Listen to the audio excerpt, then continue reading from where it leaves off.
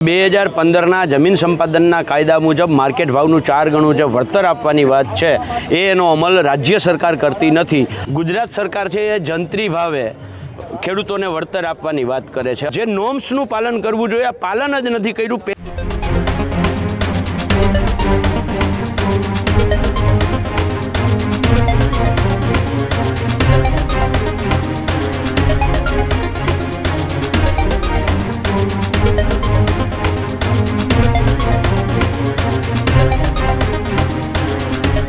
તો આ તરફ સમાચાર મોરબીથી સામે આવી રહ્યા છે।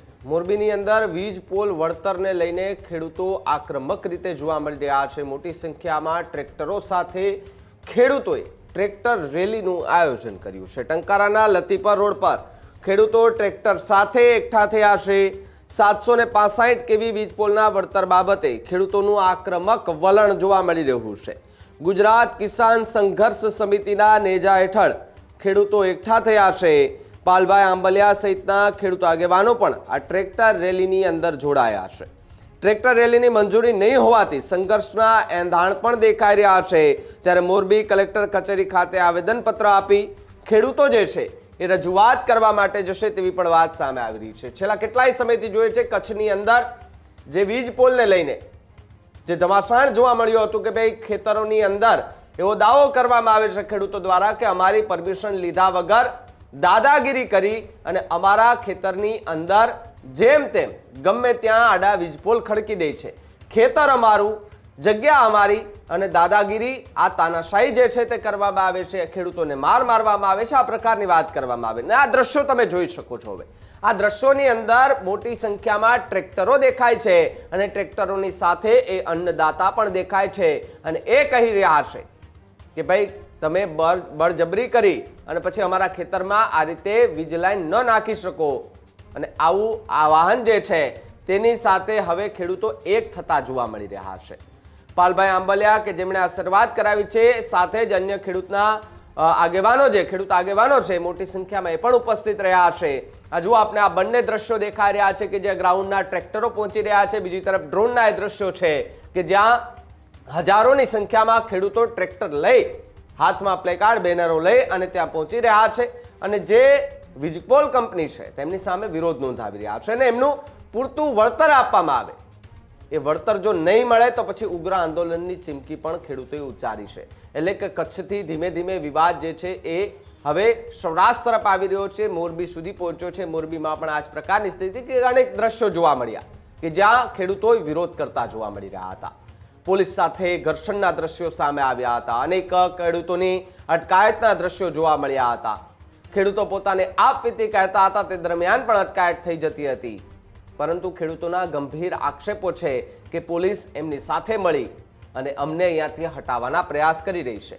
આ પ્રકારના ગંભીર આક્ષેપો ખેડૂતો દ્વારા કરવામાં આવ્યા અને ઠેર ઠેર જગ્યાએ કલેક્ટર કચેરીએ આવેદનપત્ર આપવામાં આવી રહ્યા છે અને ન્યાયની માંગ કરવામાં આવી રહી છે। યોગ્ય વળતરની માંગ કરવામાં આવી છે કે જો યોગ્ય વળતર નહીં મળે તો આવનાર દિવસોમાં આથી પણ મોટી ટ્રેક્ટર રેલી અને આંદોલન જે છે તે થશે તેવી વાત કરતા ખેડૂતો દેખાઈ રહ્યા છે। આ રોડ પરથી જુઓ તમે દ્રશ્યો કે હજુ પણ એ ટ્રેક્ટરો જે છે તે મોટી સંખ્યામાં આવી રહ્યા છે।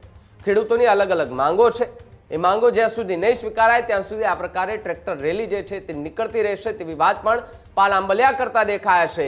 ત્યારે આજનું આ આવેદનપત્ર પહેલા જે ટ્રેક્ટરો એકઠા થયા છે ત્યારે ખેડૂતો શું કહી રહ્યા છે સાંભળીએ એમને। ગુજરાત કિસાન સંઘર્ષ સમિતિ દ્વારા આ વીજ લાઈનોના પ્રશ્નો જે છે એ પ્રશ્નોને લઈ અને સૌ પહેલાં કચ્છમાં કલેક્ટરને 2 વખત અમે રજૂઆત કરવા ગયા, આવેદન દીધું। ત્યાર પછી મોરબી કલેક્ટરને, ત્યાર પછી જામનગર કલેક્ટરને। અમારી મુખ્ય માંગ એ છે કે 2015ના જમીન સંપાદનના કાયદા મુજબ માર્કેટ ભાવનું 4 ગણું જે વળતર આપવાની વાત છે એનો અમલ રાજ્ય સરકાર કરતી નથી અને અમને ક્યાંક ને ક્યાંક શંકા છે કે રાજ્ય સરકારમાં બેઠેલા સચિવો અથવા તો મંત્રીઓએ હજારો કરોડો રૂપિયાનું આ વીજ લાઈન કંપનીઓ પાસેથી ક્યાંક ને ક્યાંક પાછલા બારણેથી રૂપિયા લઈ લીધા છે અથવા તો પાર્ટી ફંડ લીધું છે।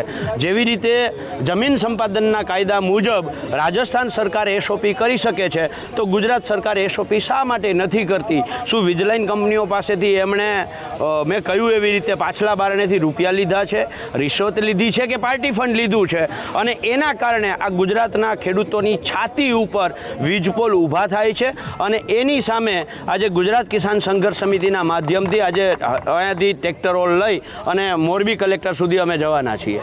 તમે કહ્યું રાજસ્થાન સરકાર આપે છે, રાજસ્થાન ને ગુજરાત સરકારની શું વિસંગતતા છે એસઓપી? જેવી રીતે 2013નો જમીન સંપાદનના કાયદામાં માર્કેટ ભાવના 4 ગણું વળતર આપવાની વાત છે, એવી રીતે રાજસ્થાન સરકારે એ એસઓપી કરી દીધી છે. ગુજરાત સરકાર છે એ જંત્રી ભાવે ખેડૂતોને વળતર આપવાની વાત કરે છે. અને માત્ર રાજસ્થાન અને ગુજરાત સરકાર વચ્ચે વિસંગતતા નથી, ગુજરાતમાં આંતરિક વિસંગતતા છે. નવસારીના કલેક્ટર હુકમ કરે છે કે માર્કેટ ભાવના 4 ગણા વળતર આપવા, એટલે 2013ના જમીન સંપાદન કાયદા મુજબ. અને એ જ જગ્યાએ જામનગર, દ્વારકા, રાજકોટ, મોરબી, આ બાજુ કચ્છ, સુરેન્દ્રનગર, બનાસકાંઠા, પાટણ, વાવ-થરાદ જિલ્લાના કલેક્ટરો હુકમ કરે છે માર્કેટ ભાવના જંત્રી ભાવના 4 ગણા આપવાની.